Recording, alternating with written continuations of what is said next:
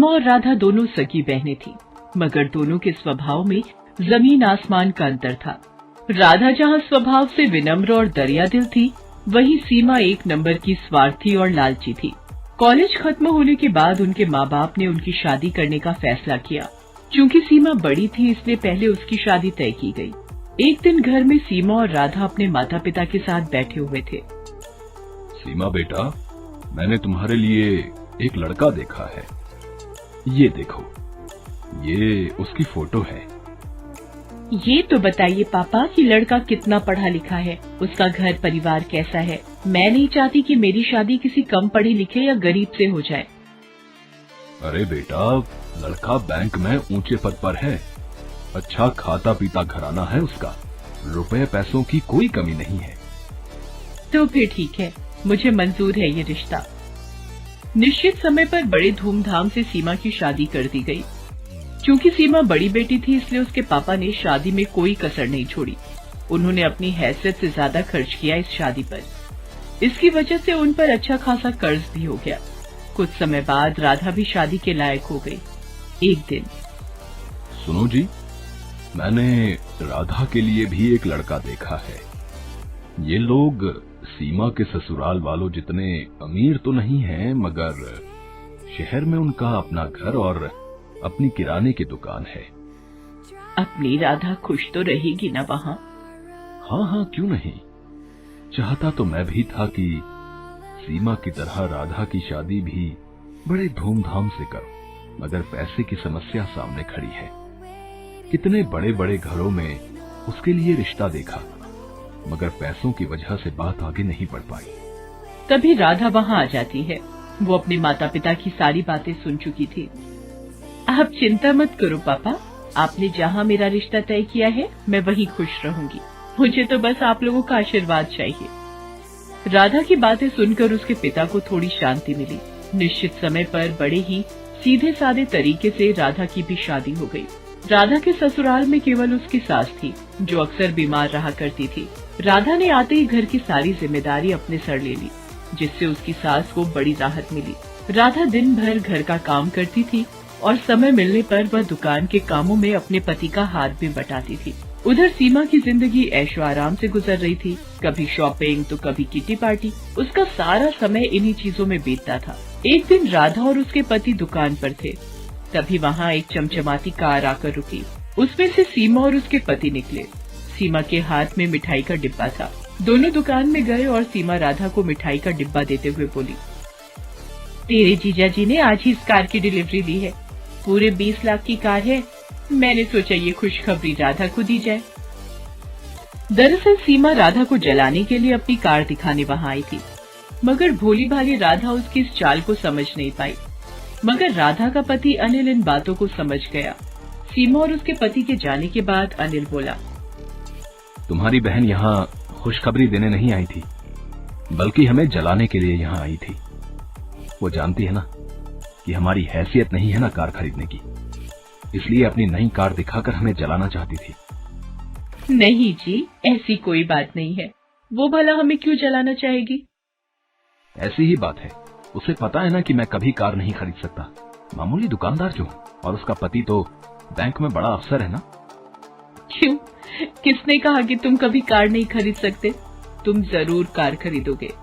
अरे सीमा का पति तो बैंक में नौकरी करता है। एक हिसाब से देखे तो वो बैंक का नौकर है, उसे बैंक के हिसाब से काम करना पड़ता है। मगर यहाँ तुम तो अपने मालिक खुद हो। तुम जैसे चाहो अपनी मर्जी के मुताबिक काम कर सकते हो।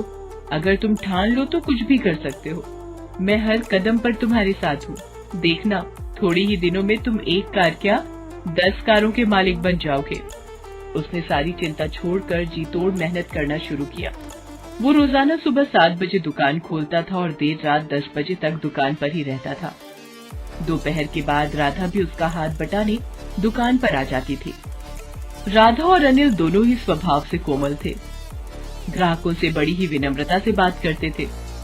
इसका नतीजा ये होता था कि जो भी एक बार उनके यहाँ से सामान ले जाता, वो फिर बार बार वहीं आता था। ग्राहकों को कम दाम में अच्छा माल देने के लिए राधा और अनिल ने एक शानदार योजना बनाई। वो दुकान का सामान शहर के व्यापारियों से न खरीदकर सीधे दिल्ली और मुंबई जैसे बड़े शहरों से मंगाने लगे। इससे ग्राहकों को भी अच्छा सामान मिल जाता था और दुकान में मुनाफा भी ज्यादा होता था। इस तरह धीरे धीरे कुछ ही सालों में अनिल ने राधा के नाम से कई किराने, फल, सब्जियों और डेयरी उत्पादों की दुकानों का शुभारंभ किया और उनका नाम रखा राधा ग्रोसरी मार्ट। अब अनिल और राधा की शहर में कई ग्रोसरी दुकानें थीं। उनकी गिनती अब शहर के जाने माने और अमीर हस्तियों में होने लगी थी। राधा की सास तो खुशी से फूली नहीं समाती थी। वो सबसे कहती थी, अरे मेरी बहू तो साक्षात लक्ष्मी का रूप है। वो इस घर में आई और देखो घर को क्या से क्या बना दिया। साक्षात लक्ष्मी है मेरी बहू। मिट्टी को हाथ लगा दे तो सोना बन जाए। एक दिन अनिल नई कार लेकर घर आया। अरे फिर नई कार ले आए? मैं कुछ नहीं कर रहा। ये तो तुम्हारी बात ही सच हो रही है। कौन सी बात? अरे तुमने ही तो कहा था ना कि मैं एक नहीं 10 कारों का मालिक बनूंगा। लो, उनमें से 7 तो आ गई, बस अब 3 और बची हैं। राधा खिलखिलाकर हंसती। चलो इसी खुशी में तुम्हारी बहन के घर मिठाई दे आए। दोनों मिठाई लेकर सीमा के घर चले। कार से उतरकर दोनों उसके घर के अंदर पहुंचे। अंदर सीमा और उसके पति में लड़ाई चल रही थी। इस लड़ाई की धुन में उन्हें पता ही नहीं चला कि कब राधा और अनिल वहां आए। अरे मैं पूछती हूँ कि जरूरत क्या थी बैंक में पैसे गबन करने की? तुम्हारी जमानत करवाने में घर की सारी जमा पूंजी खर्च हो गई। पर से बैंक ने तुम्हें नौकरी से भी निकाल दिया है। घर में एक पैसा भी नहीं है। घर, गाड़ी सब गिरवी पड़े हैं। तुम्हारे एक गलत कदम ने सब मिट्टी में मिला दिया। मैंने क्या अपने लिए बैंक से पैसे गबन किए थे? ये सब तुम्हारी वजह से हुआ है। तुम्हें ही शौक चढ़ा था पार्टी करने का, शॉपिंग करने का। अब भुगतो। देखो जी, ताने मत मारो। कोई और लड़की होती तो अब तक तुम्हें ठेंगा दिखाकर अपने मायके चली गई होती। तो तुम भी चली जाओ ना, किसने रोका है तुम्हें? जानते हो ना कि मेरे मायके की हालत खराब है, इसीलिए शेर बन रहे हो। अभी वो लोग झगड़ ही रहे थे कि उनकी नजर अनिल और राधा पर पड़ती है। सीमा रोते हुए राधा से लिपट जाती है। अरे आप लोग यहाँ, मैं आपको कुछ कहने की जरूरत नहीं है। हम लोग सब जान चुके हैं। मैंने सुना है इस महीने आप एक नई ग्रोसरी स्टोर खोलने वाले हो। अगर वहाँ का मैनेजर आप मुझे बना दें तो बड़ी कृपा होगी। हमारे घर की हालत तो आप देख ही रहे हैं। आपसे कुछ छुपा हुआ नहीं है। अनिल और राधा ने एक बार एक दूसरे की ओर देखा और फिर सीमा के पति को हाँ बोल दिया। अब सीमा का सारा घमंड चूर चूर हो गया था।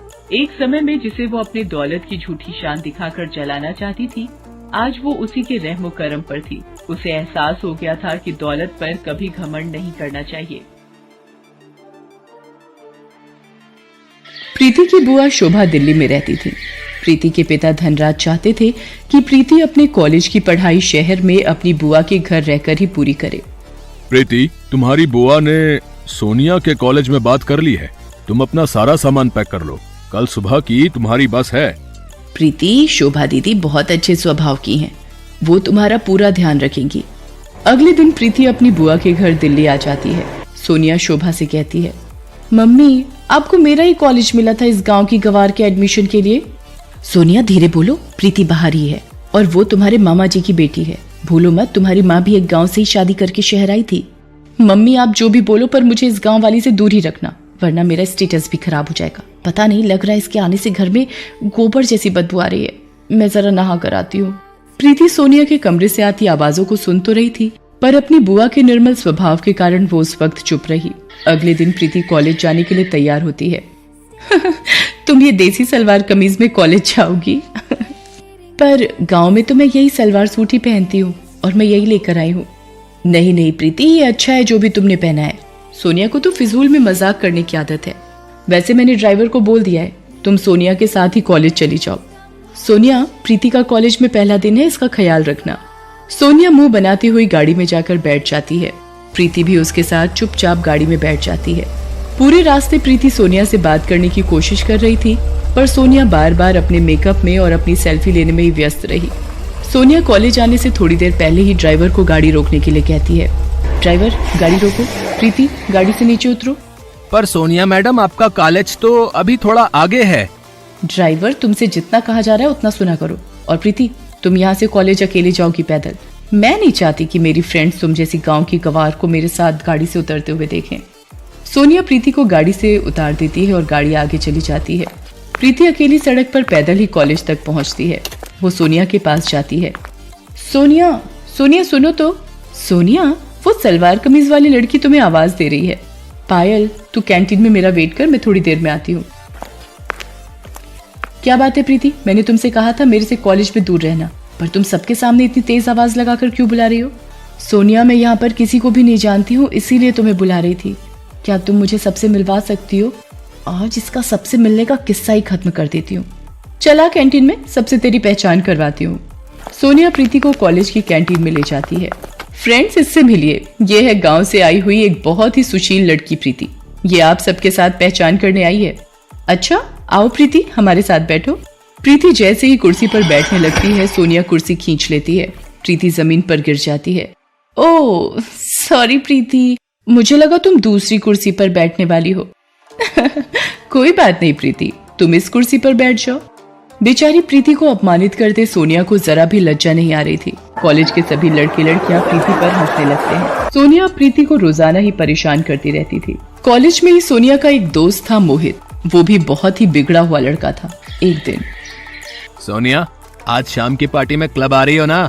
देखो कोई बहाना नहीं चलेगा, आज मेरा जन्मदिन है और तुम बिल्कुल मना नहीं कर सकती हो। हाँ मोहित, तुम मेरे बेस्ट फ्रेंड हो, मैं तुम्हारे जन्मदिन की पार्टी में जरूर आऊंगी। सोनिया मोहित की बर्थडे पार्टी में जाने के लिए तैयार होने लगती है। सोनिया, प्रीति को भी अपने साथ लेती जाओ। जब से वो शहर आई है एक बार भी कहीं घूमने नहीं गई और मैं तुम्हारा नो नहीं सुनूंगी। ओके मम्मी, पर इसे बोल देना अपने सलवार सूट में ना जाए, कोई जीन्स और कुर्ती पहन ले। प्रीति भी सोनिया के साथ क्लब की पार्टी में चली जाती है। सोनिया प्रीति को एक टेबल पर बिठाकर मोहित और उसके दोस्तों के बीच चली जाती है।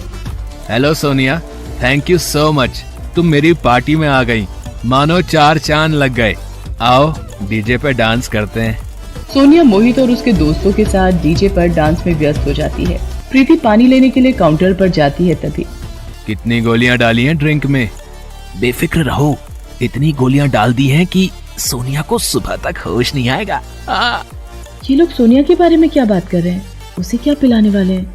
मुझे सोनिया को बताना ही होगा, ये जरूर सोनिया के साथ कुछ गलत करने वाले हैं। मोहित सोनिया के लिए ड्रिंक लेकर जाता है। प्रीति सोनिया से कहती है, सोनिया, इन्होंने इस पानी में कुछ मिलाया है, तुम इसे मत पीना। ये क्या बकवास कर रही हो? सोनिया, ये लड़की कौन है? कॉलेज में भी ये मेरे साथ चिपकने की कोशिश कर रही थी, मैंने इसे भाव नहीं दिया तो अब ये तुम्हें मेरे खिलाफ भड़का रही है। बिल्कुल गांव की गवार लड़की है ये। तुम इसे मेरे बर्थडे की पार्टी में ले आई हो और ये सारा मजा किरकिरा कर रही है। मेरे से बहुत बड़ी गलती हो गई जो मैं तुम्हें अपने साथ इस पार्टी में ले आई। अभी के अभी ऑटो करो और यहाँ से रफा दफा हो जाओ। इस पार्टी में मुझे तुम्हारी शक्ल ना दिख जाए। गार्ड, इस लड़की को गेट से बाहर कर दो।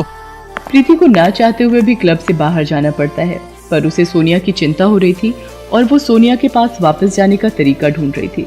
उधर मोहित सोनिया को नशे की गोलियां मिलाकर वो ड्रिंक पिला देता है।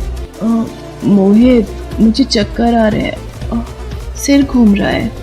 अब एक काम करते हैं ना, हम ऊपर रूम में चलते हैं। मोहित सोनिया को होटल के कमरे में ले जाता है और सोनिया के नशे में होने का फायदा उठाने लगता है। मोहित छोड़ो मुझे, ये क्या कर रहे हो? बचाओ बचाओ। क्यों? कॉलेज में तो बड़ा स्टाइल मारती रहती हो, अब शर्माने का नाटक क्यों? मैं ही तो हूँ तुम्हारा बेस्ट फ्रेंड, मुझसे क्या शर्माना।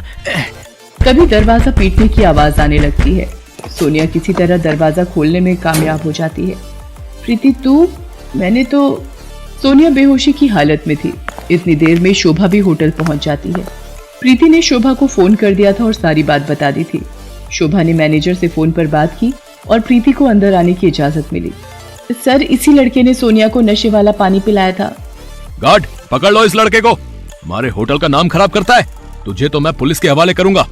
इंस्पेक्टर साहब, इस लड़के को यहाँ से ले जाइए। बड़े घर के बिगड़े साहबजादे हैं ये, जेल की हवा भी खानी जरूरी है। शोभा प्रीति के साथ सोनिया को घर ले आती है। अगली सुबह, प्रीति, मुझे माफ कर दो, मैंने हमेशा तुम्हारा अपमान किया। तुम गांव से आई हो ये कहकर हमेशा तुम्हारा मजाक बनाया, पर कल तुमने मेरी इज्जत बचाकर मेरे ऊपर बहुत बड़ा एहसान किया है। मुझे अपनी गलती का एहसास है। क्या तुम अपनी बहन को माफ कर दोगी? हाँ, एक शर्त पर माफ कर सकती हूँ। कॉलेज की कैंटीन का समोसा मुझे अपने हाथों से खिलाओगी? उस दिन के बाद से सोनिया का स्वभाव प्रीति के लिए बिल्कुल बदल जाता है। शोभा भी ये सब देखकर बहुत खुश होती है। शहर की छोरी, गांव की गोरी एक दूसरे के दिल में प्यार की